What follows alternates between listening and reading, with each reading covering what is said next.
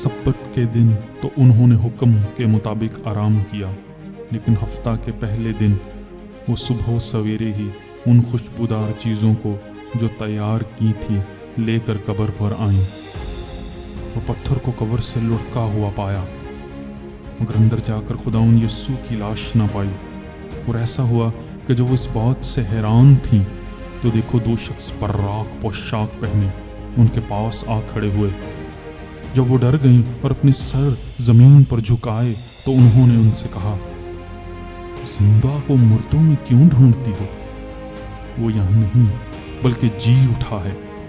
याद करो जब वो गलील में था तो उसने तुमसे कहा था, जरूर है कि इब्ने आदम गुनहगारों के हाथ में हवाला किया जाए और मसलूब हो और तीसरे दिन जी उठे।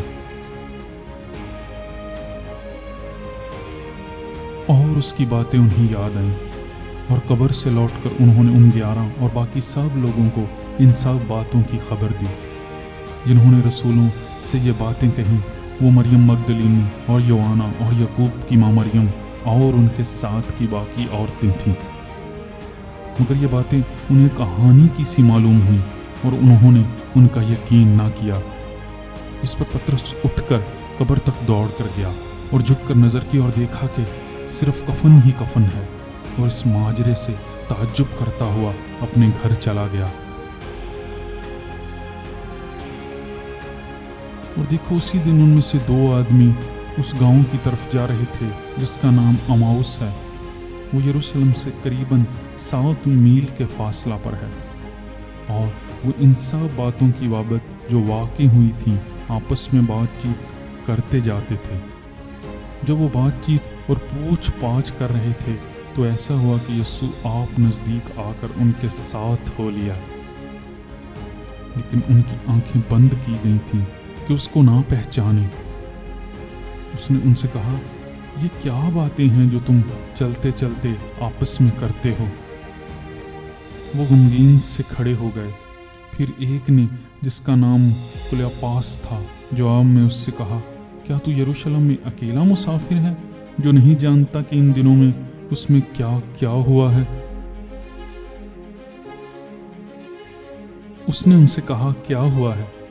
उन्होंने उससे कहा, यीशु नासरी का माजरा जो खुदा और सारी उम्मत के नज़दीक काम और कलाम में कुदरत वाला नबी था, और सरदार काहिनों और हमारे हाकिमों ने उसको पकड़वा दिया ताकि उस पर कत्ल का हुक्म दिया जाए और उसे मसलूब किया।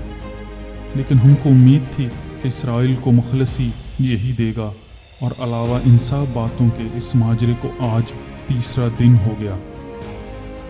और हम में से चंद औरतों ने भी हमको हैरान कर दिया जो सवेरे ही कब्र पर गई थी, और जब उसकी लाश ना पाई तो ये कहती हुई आई, हमने रोया में फरिश्तों को भी देखा।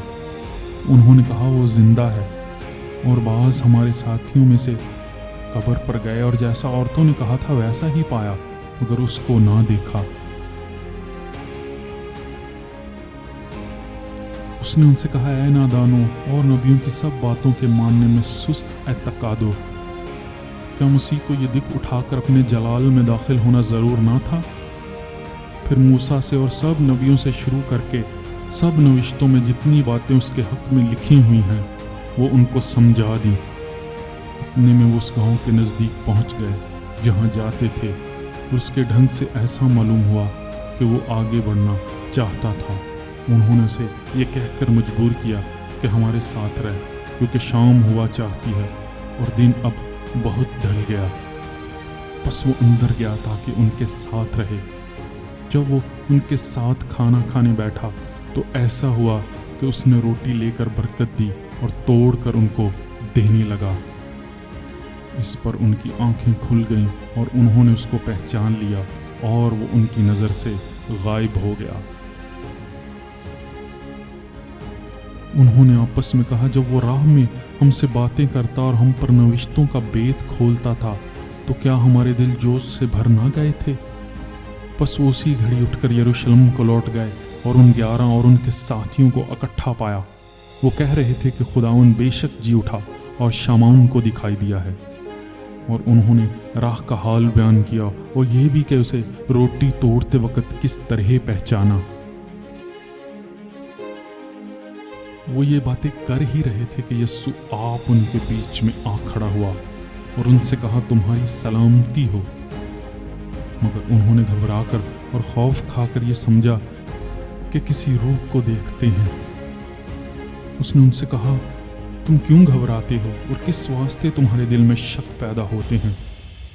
मेरे हाथ और मेरे पाँव देखो कि मैं ही हूँ, मुझे छू कर देखो, क्योंकि रूह के गोश्त और हड्डी नहीं होती जैसा मुझ में देखते हो। और ये कहकर उसने अपने हाथ और पाँव दिखाए।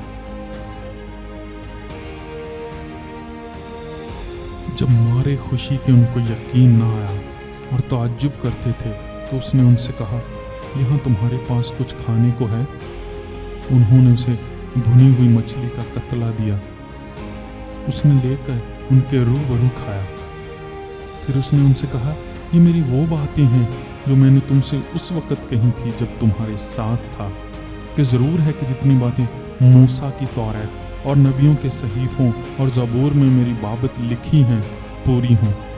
फिर उसने उनका ज़हन खोला ताकि किताब मुक़द्दस को समझें और उनसे कहा, यूं लिखा है कि मसीह दुख उठाएगा और तीसरे दिन मुर्दों में से जी उठेगा, और यरूशलेम से शुरू करके सब कौमों में तौबा और गुनाहों की मुआफ़ी की मनादी उसके नाम से की जाएगी। और तुम इन बातों के गवाह हो। और देखो, जिसका मेरे बाप ने वादा किया है, मैं उसको तुम पर नाजिल करूँगा, लेकिन जब तक आलम बाला से तुमको कुव्वत का लिबास ना मिले, इसी शहर में ठहरे रहो। फिर वो इन्हें बैतनिय्याह के सामने तक बाहर ले गया और अपने हाथ उठाकर उन्हें बरकत दी।